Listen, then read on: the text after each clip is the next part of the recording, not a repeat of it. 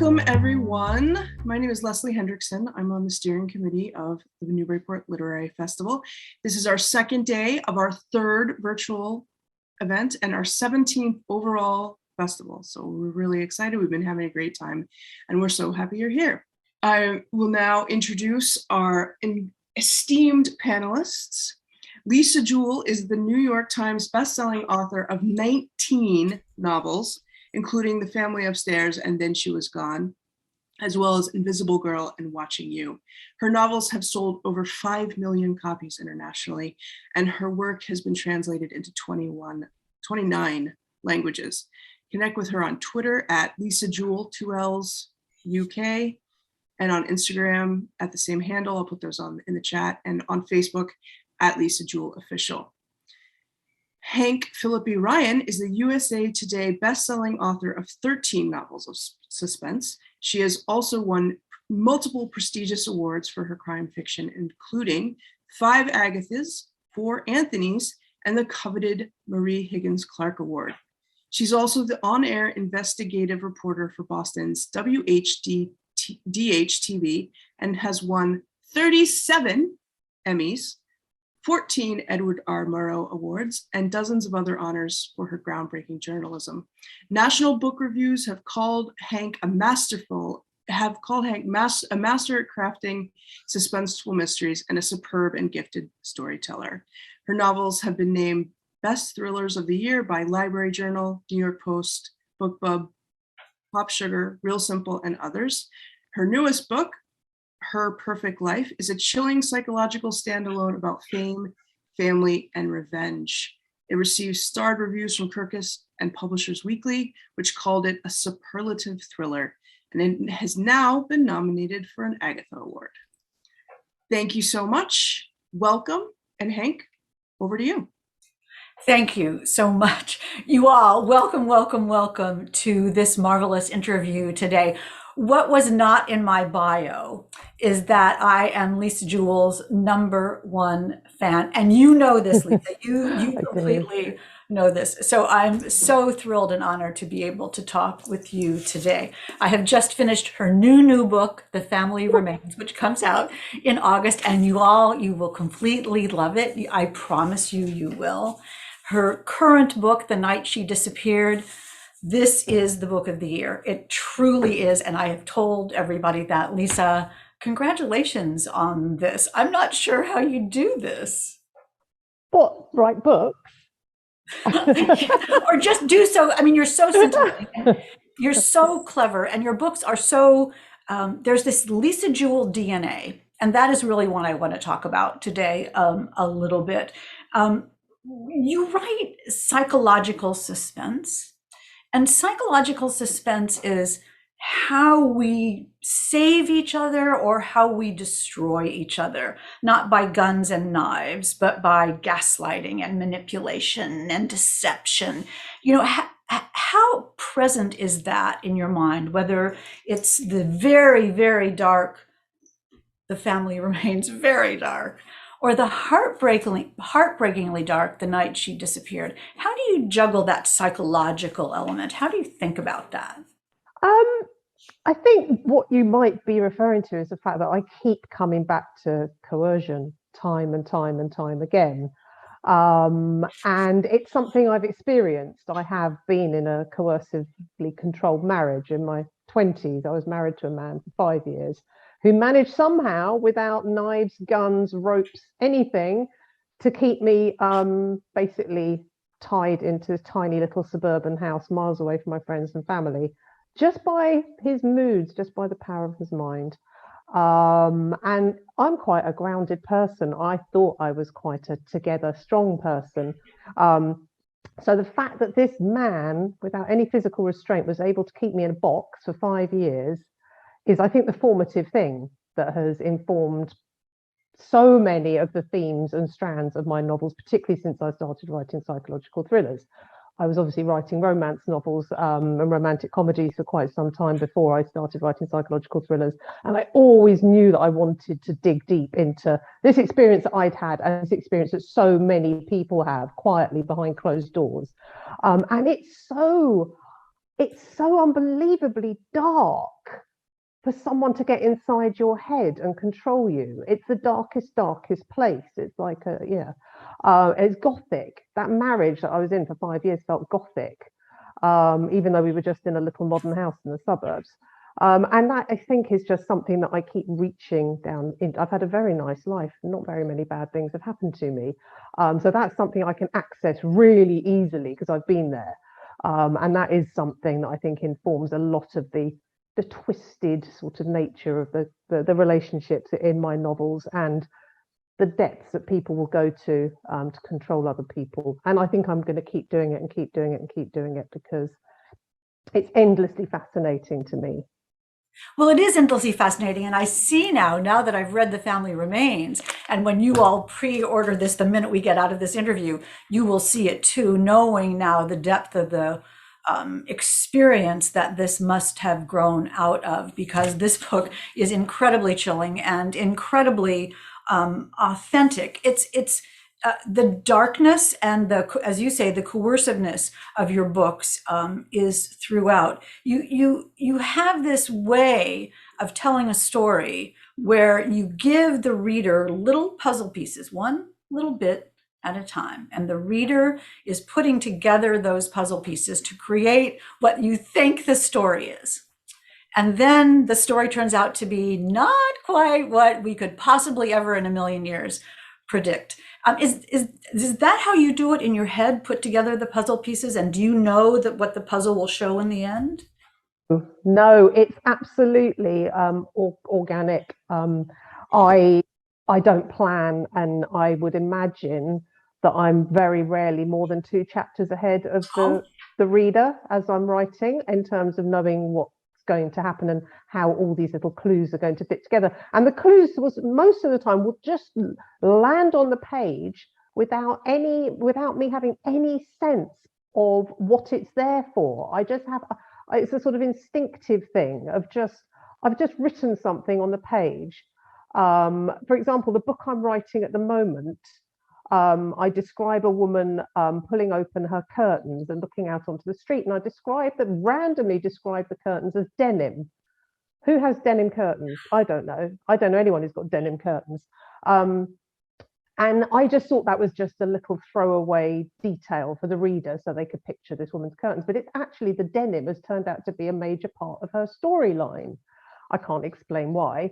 So it is all these little things. I just chuck them on the page in the process, filling the page, filling the screen with words, which is my main incentive every day when I'm writing, is to fill the screen with as many words as I can, as I'm sure you can relate.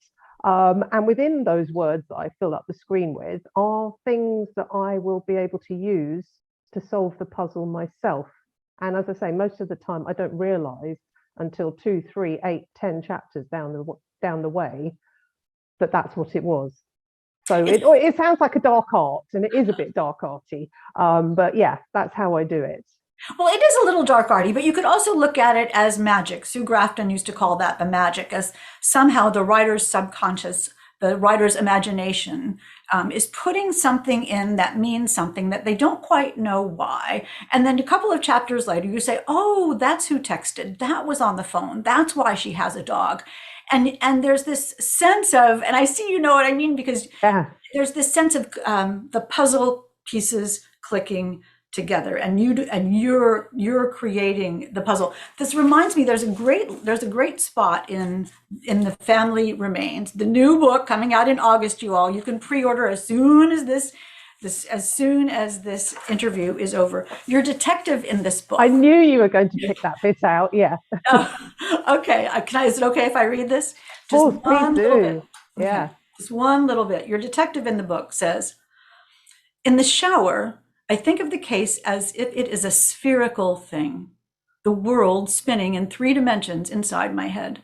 I look for the holes in it and try to find ways to fill the holes or pull something from one side of the sphere to the other side to make sense of it. It's all about completion. The story is so very nearly complete, but the holes are bizarre and infuriating.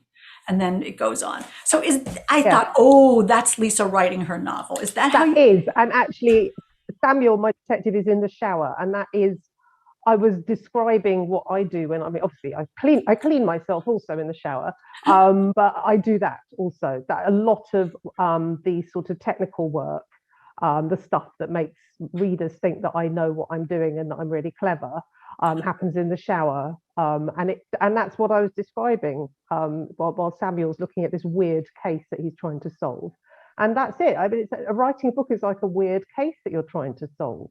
If you don't write with a plan, if you haven't already got all the information to hand, obviously some writers write with a plan and they absolutely know where everything's going to fit in and when and how it all works. But for writers who don't plan, that's exactly what it feels like, an incomplete case, and you're having to solve it using clues. And you're having to solve it. And I write exactly the same way. I have no idea what's going to happen. And there have been times when I've said to my husband, I've gone out and said, oh, honey, I have created this mystery. And what if I can't solve it? What if it's unsolvable? Do you ever have those moments of thinking, what have I done? Oh my goodness, you've actually just given me shivers. Have I ever thought that?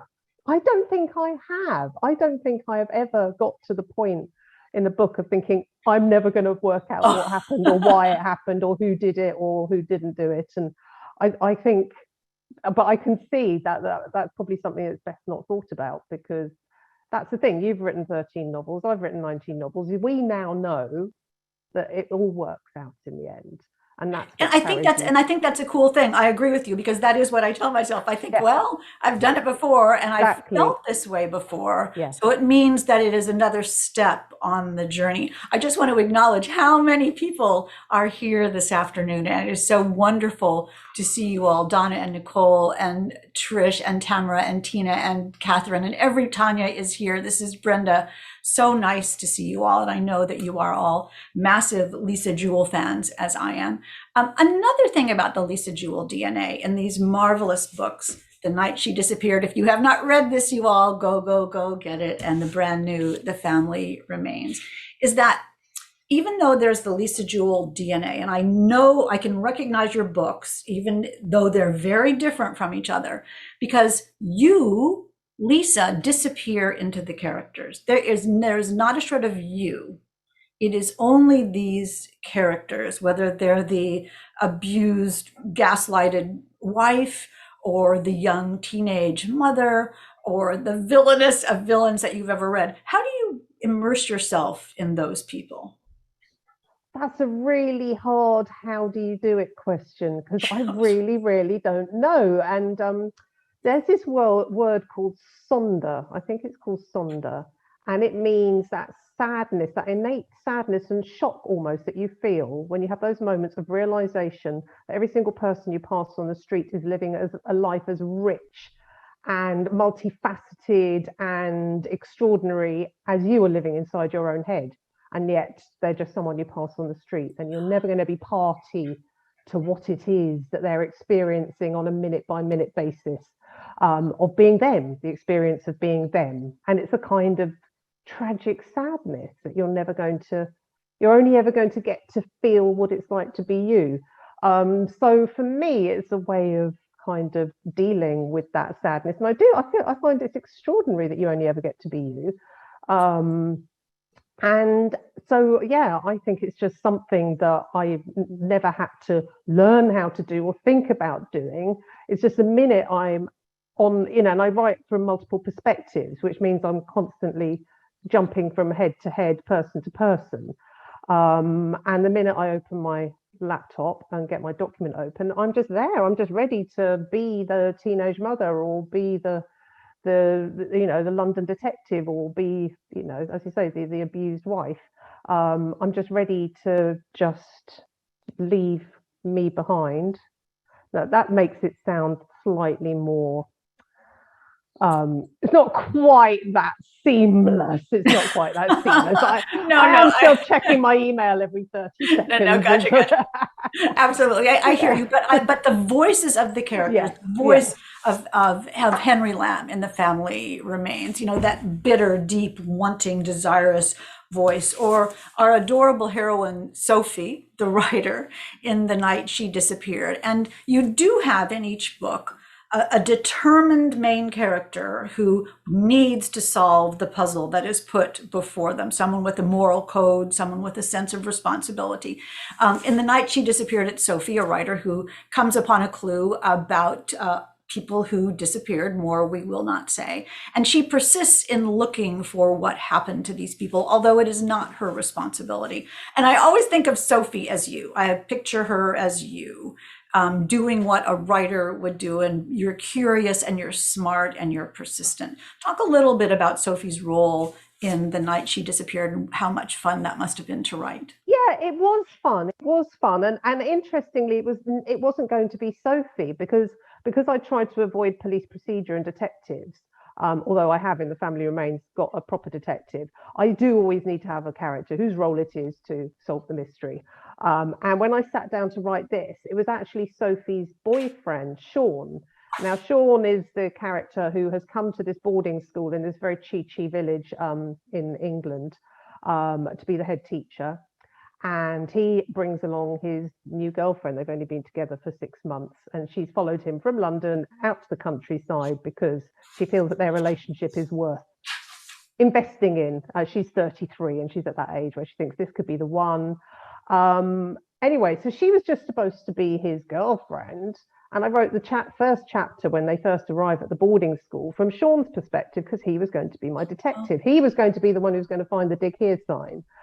And as I wrote the scene, I thought, number one, I'm not interested in you, Sean. I'm sure you're a very nice man, but you haven't grabbed my attention. And number two, isn't he going to be a bit busy running the school? It's his new job. He's not going to have time to be trying to solve. And I found my inner gaze redirect itself to Sophie. And I thought, now she's interesting. And at that point, I didn't know what she did for a living. All I knew was that she had come to London on a whim and moved down to the countryside to be with her new boyfriend. And I pondered all sorts of possible jobs for her to have before I got to the point of thinking, what's a job where you can, work from home and you have loads and loads of time to wander around solving crimes? And I thought, she's going to be a novelist. Imagine that. Yeah, that was obvious. And then I decided that she was going to be a detective novelist. And interestingly, in response to what you were saying at the beginning of this question, it was very challenging for me to make sure that I wasn't Sophie and Sophie wasn't me, because then I wouldn't get my lovely experience of being a whole new person. And so in my head, she looked nothing like me. She's vastly younger than me, in a completely different stage of her life to me. And she writes different novels. She writes cozy crime, so not dark crime. And I kept kind of trying to distance myself from her and let her be Sophie and nothing to do with me. The only parallel between Sophie and me was white sneakers. Well, I'm sorry, Lisa. She's you to me. She's you. Oh yeah, I failed. No, you succeeded brilliantly, I have to say. So let's talk a little bit more about The Night She Disappeared, because I want people to understand what a terrific and page-turning novel this is. I read on the treadmill, and when I have a page turner like The Night She Disappeared, I'm so grateful that I ride long and long and long, because I cannot wait to find out what's going to happen next. You write such hooky, wonderful page turners. So The Night She Disappeared stars Zach and Tallulah, who are teenage parents who are not married, who live with Tallulah's mom, Kim. And one night, Zach and Tallulah go out to a pub just to celebrate. And what happens? Tell as much as you want. Yes. So, obviously, there's a lot of build up in the background to this date in the pub. But ostensibly, it's a nice thing. They've gone to the pub. They try not to spend any money. So it's a big deal for them that they're going for a night out. And they leave their baby Noah at home with Kim, Tallulah's mother. And in the pub, they meet a group of students from the boarding school. So they are the posh kids. Zach and Tallulah are not posh. And they meet the big gang of students from the boarding school who are all very loud and entitled. And the barman at the pub sees them driving off to a pool party at this mansion out in the countryside owned by the parents of one of these students called Scarlett. And that is the last time they are seen. They disappear in the night to this pool party. Tallulah texts her mum and says, is it okay if we stay out a bit longer? We've been invited to a party. Kim says, stay out as long as you like, and then wakes up the next morning and her daughter is still not home. And that is the point at which she realizes that Tallulah and Zach have both disappeared. And it's interesting because you mine in both of these novels, you mine the shape of a family and the responsibilities of family and how families, for better or for worse, are connected with each other. Kim, a good mom, is obsessed with finding her daughter, of course, and she knows something must have happened to Tallulah because Tallulah would never have left her baby, never have left her baby. And that's the mom thing.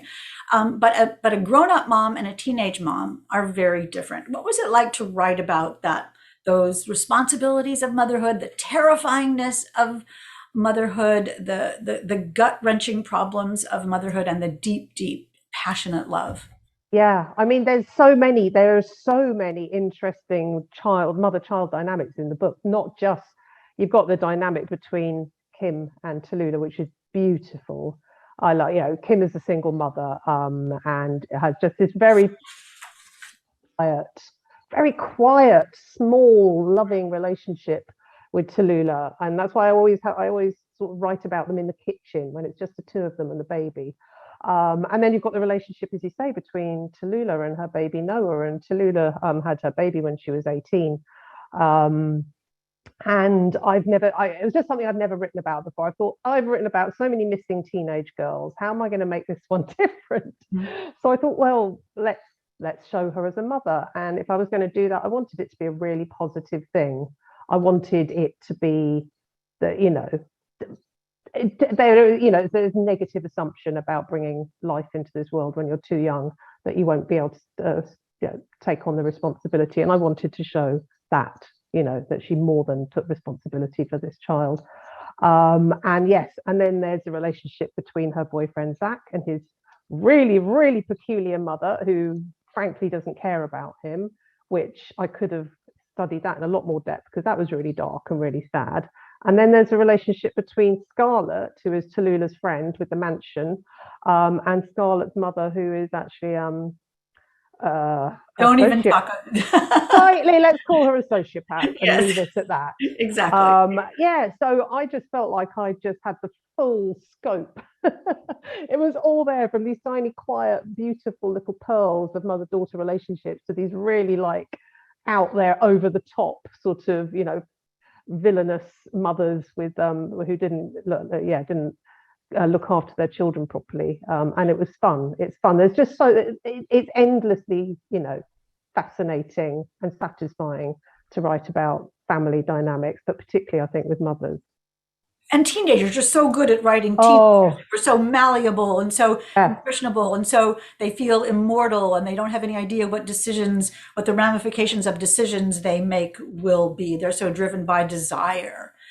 Is that fun to write as well? Oh, it always is. And that's why, and so the novel I'm writing at the moment, I don't have a teenager in it. And I keep looking for ways that I could introduce. It's about teenagers, but not from the point of view of the teenagers. And I'm really missing that rawness. It's just that teenagers, they're not formed. Their brains haven't formed properly yet. They're in flux. They're everything at the same time. And they can be remarkably mature and self-aware and sensible, and then they can be reckless and dangerous and dark and passionate and obsessive and so what's not to like as a writer?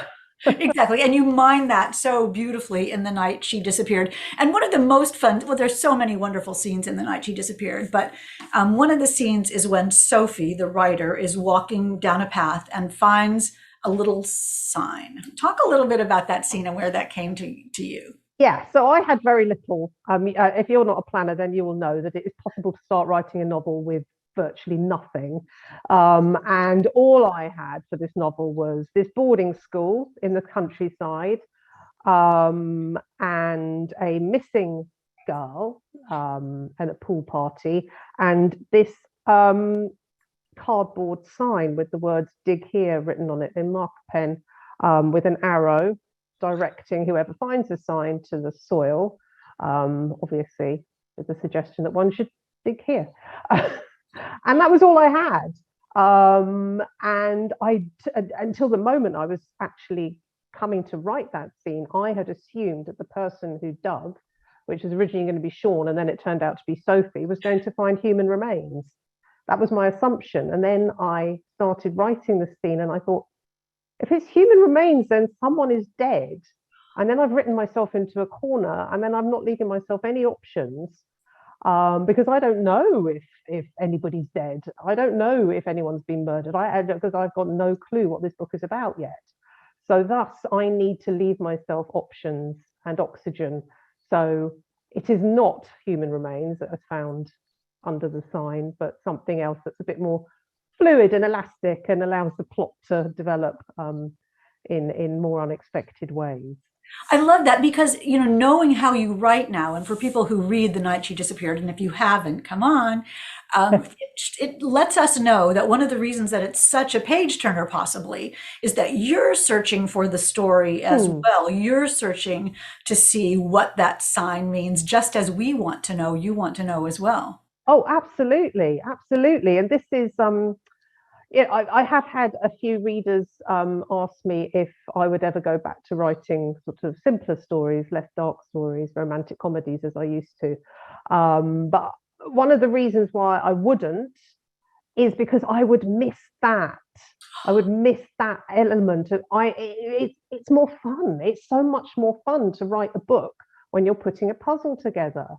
When you don't know what you're doing. It just means that every day when you come to your laptop and open up your document, you're discovering things. And yeah, so as much as I probably still could write a nice romantic comedy, I would miss that sort of mechanical nuts and bolts, satisfying feeling of everything clicking into place. And yeah, I would really miss it. And I love that because some days what gets me to the computer right here is I think I can't wait to see what's going to happen. And the only way I can find out what is going to happen is to write it myself. And that really propels me through this. But then if you fast forward to putting yourself in my position as a reader of your books, we realize because of your use of your brilliant and gorgeous use of point of view, multiple points of view, is that sometimes the reader knows things that the characters don't know. We have a bigger view of the world than the characters do. And that gives this incredible sense of foreboding. And we're thinking, no, don't do that. Don't go there. That's wrong. He's lying. She's lying, whatever it is. Since you write organically, as you say, do you have that same, how do you turn the switch off of knowing is what I'm trying to babblingly say right here. But you mean in terms of what I withhold from the reader? Yeah. Yeah, because you're so fair. It's so fair throughout. People only know what they would know. And it makes perfect sense and it's easy to follow, but it's just that drumbeat from the point of view of the reader that we're like, oh no, this is not good.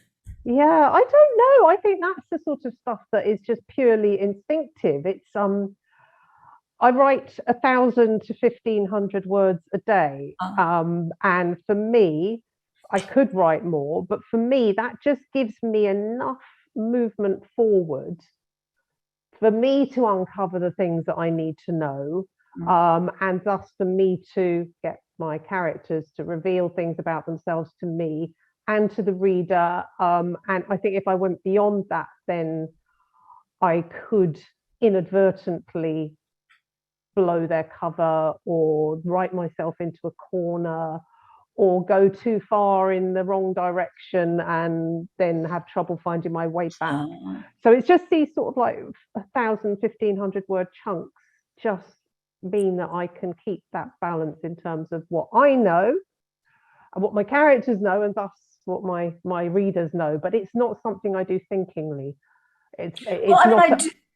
There does seem to be this sort of, again, talking about the Lisa Jewell DNA, there does seem to be this sort of rhythm in your novels. There's sort of story, and then talking about what you were saying about what the reader needs to know. Then there's this sort of flowing inner dialogue where someone just lets us have it about something. And I see that rhythm in your books, and I love that. I understand what you're referring to now, and I am conscious of doing that. That is not subconscious.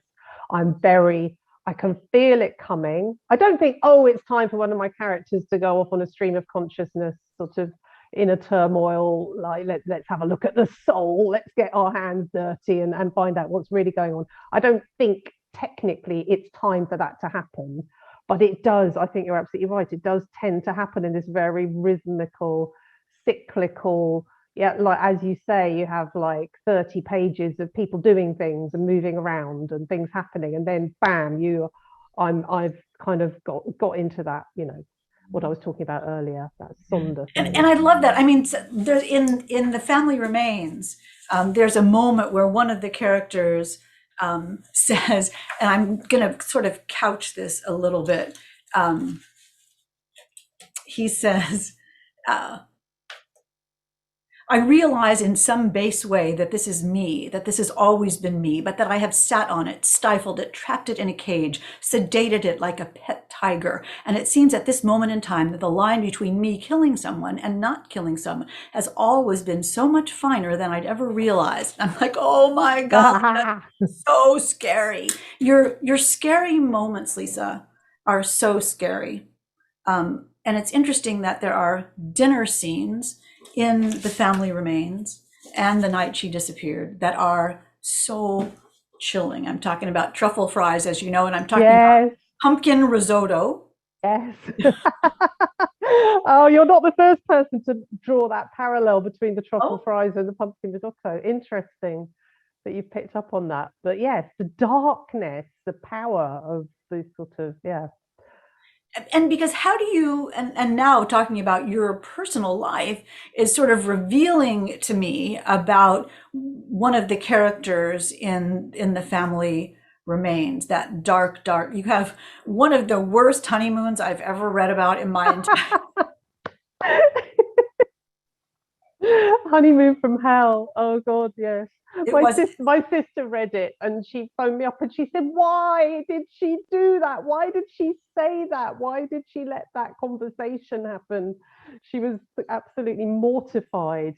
Yeah, we can't go into spoiler territory, but yes. No. Well, you to find out, you need to go get pre-order The Family Remains to find out, and then email me and Lisa when you get to that scene, because you're like, but see, this is interesting because another one of the things that's in the Lisa Jewell DNA is it's all about perception and facades and who we want your characters pretending to be someone that they're not, convincing people that they're someone that they're not throughout and on every level. Is that fun for you to write? It's so fun. It's so fun. And it's, again, you get to this critical point of having written enough books in a genre where you can see what it is you keep doing. And I've got to that point now. This is like my 9th psychological thriller. And I've got to that point of where I can see what it is I keep doing. And that is another thing I keep doing. There's a character in Then She Was Gone called Floyd, who dresses to look like the object of his affections, ex-husband, and buys the same shirts and the same socks and try to give himself that pull. You've got Henry in The Family Upstairs and The Family Remains, dressing and styling himself to look like another person. And the book I'm writing at the moment is I'm doing a slightly single white female-y thing of one woman appropriating another woman's life. And it is something I keep coming back to, and it is the best fun. It is the to write about people like that, this sort of chameleon characters, exactly. But it's so aggressive and it's so destructive. It's so sneaky and disturbing when someone presents themselves in a way that they're not. And when the person we love recognizes, the character that we love recognizes that they've been duped by them, I mean, that's always quite a moment as well, when they realize. Yes, exactly. You absolutely took them at face value and thought they were the person that they presented themselves to be. And then you realize that no, they were playing a role. They were playing dress up. They were manipulating you and controlling you. And you believed it. And you're not who you thought you were. And those moments in The Family Remains are incredibly chilling. Nicole is saying, "Ooh, another book coming." When I look over here, there's always another book coming. Yay, we rely on that. When I look over here, you all, I'm looking at the comments. Tanya's saying we need to check these out. The other thing that so many things that I love about this book, but let's talk about The Family Remains title, because that is such a genius title, because The Family Remains can be, it persists, or it could be like it's in remnants and it's just the remains of the family. Was that always the title? And do you love it as much as I do? And it works in three ways, because it also refers to bodily remains as well, physical remains. So it's genius, and I cannot take any credit for it at all. It was working title was, of course, The Family Upstairs too. So I didn't have to think of a exciting title for it while I was writing it, because that did the trick. And then, of course, go ahead. It was my agent. My agent earned his 15%. It was his. He came up with it. He said, "Well, The Family Remains, or is that a bit?" We're like, "No, that is just perfect." So yeah, he came up with that, and it does. It is clever. It works in so many different angles. It's perfect. And it is a standalone. Even if you have read The Family Upstairs, it connects a bit. But if you haven't, there is no reason to yet. I do lots and lots and lots of explaining in this sort of slightly. I hope it's not heavy-handed. It was a tricky balancing act, because I needed to get all that information in there for the brand new reader, but I didn't want to go over and over and over and over things, and I also didn't want to give away too much, because of course, if you were a brand new reader, it would be lovely to have surprises left in store and not have everything revealed to you about what happened in the first book. So there are a couple of things I left out. But yes, so as a brand new reader to me, or just a reader of mine who hasn't read The Family Upstairs, you can read The Family Remains solo and still have fun. Oh, absolutely. No question about it. Absolutely. And you talk about putting in some backstory. It's brilliant. It's beautiful. It works perfectly, you all. The Family Remains coming in August, whether or not you've read The Family Upstairs or not, it's equally fantastic. And The Night She Disappeared, out right now, riveting and brilliant and wonderful. And we are almost out of time. I'm going to look at the questions very quickly to see if we can answer some of those. What about, how do you decide on your characters' names? How do you decide on your characters' names? That is brilliant in all of your books. Some of them are just on the edge of strange, but logical names. And let me say one thing that I wonder if you knew. I bet you did. Samuel Owosu, who is the detective in The Family Remains, who I think of as the sort of the Ghanaian Poirot. Yeah, because he's marvelous, he's quirky, but he's so observant. And Owosu in Ghanaian means determined. I did not know that. Oh, isn't that amazing? Maybe I should pretend I did know that, and I chose it on purpose, because that's a perfect word for him. Isn't it? Perfect word for him. She's a genius. Yeah. Oh, yeah. But then that would suggest a certain level of thinking about things, which I don't do.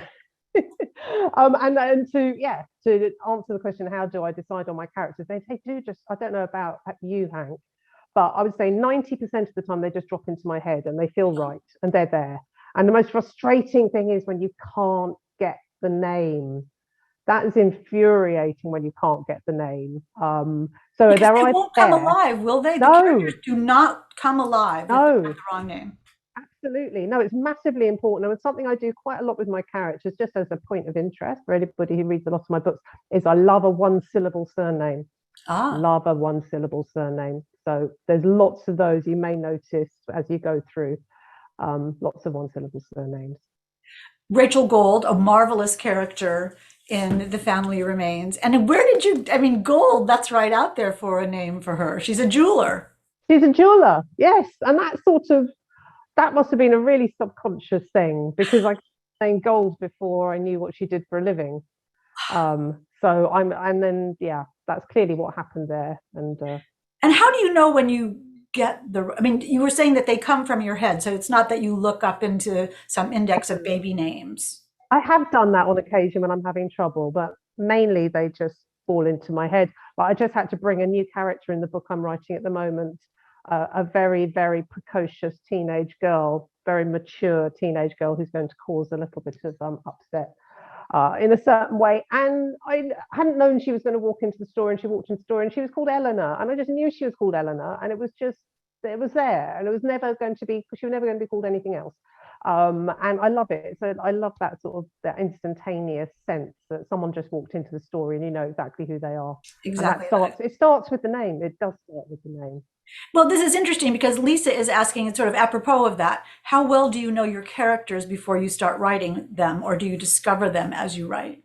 Yeah, I discover them as I write. I have a vague idea. So with the family upstairs, I knew that I was going to have a young boy narrate the story about what happened in the mansion in Cheney Walk. And so I pictured him, he's 10 years old, kind of funny looking little kid.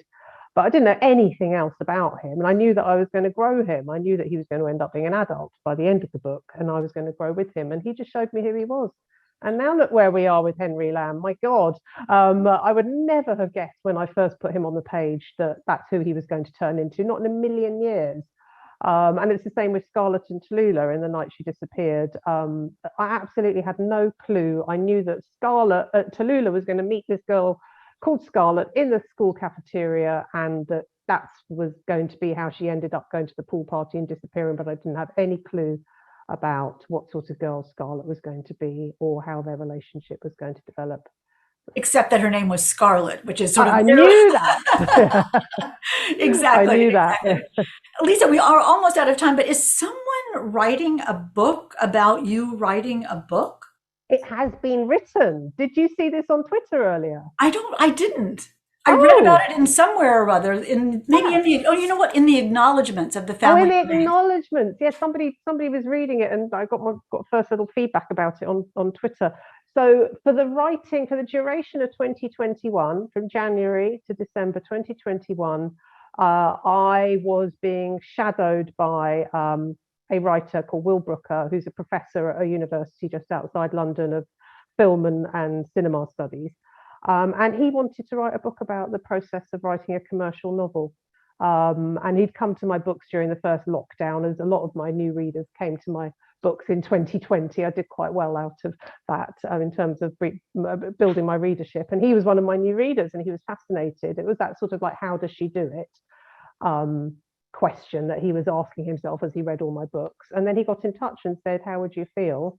And so for the duration of 2021, I would send him my work as I wrote it, and we would email back and forth and Zoom, and we had a few meetups in real life as well. And then he's written this book. It's called The Truth About Lisa Jewell, which ties in with one of my earlier novels called The Truth About Melody Brown. Mm-hmm. And yeah, so that's coming out next month in June, and it'd be really interesting to see what people think about it. Oh my golly. There was a book that Andy Martin wrote called Reacher Said Nothing About Lee Child. Exactly. And I thought, and I'll tell you this because it's just us. When I heard about that, I thought, oh, really? How can that be good? And it was amazing. It was brilliant. It was touching and heartbreaking and inspirational and so revealing.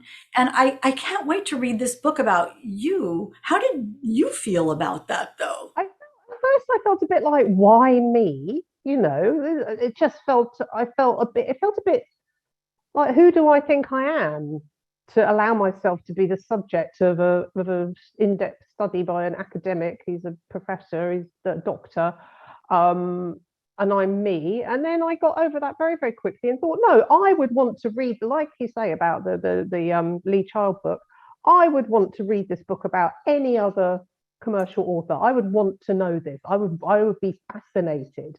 And I thought, why would other people not be interested in how my year works, in how my books work, in how it all happens, and how I do it? And so I just gave myself over to it and just, enjoyed every minute of it. And in fact, I feel quite lonely writing without him this year. Oh, that's so nice. I mean, I wondered if you, because of the scrutiny, is it like the Heisenberg effect or something, that the fact that you're being watched makes you do something differently from how you would have done it before? I did say to him towards the end of the process that if it had had any impact on what the book I would have written if he hadn't been watching over my shoulder, metaphorically, I think I wrote up to him. Oh. You see what I mean? Sure. Because he has such a high, opinion of my writing that I felt I owed him as a reader with such a high opinion of my writing. I owed him the best that I could give him.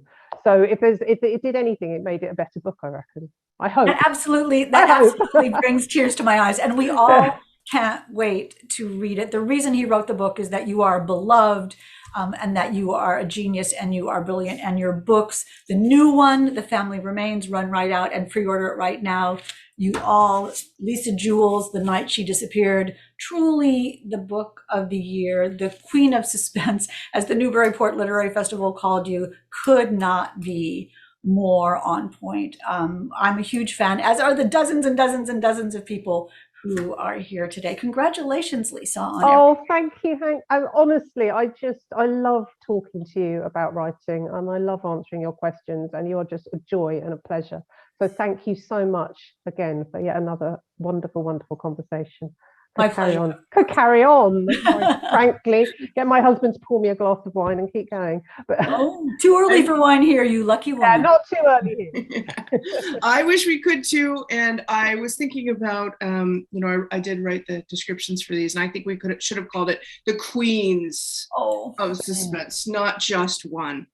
We've got our two countries, so we can have two queens. Absolutely, absolutely. And this was an amazing discussion. Thank you, Hank. Thank you, Lisa. This was just brilliant. Thank you so much. Thank you so much. And thank you, everybody who came and watched as well. Thank you. Bye.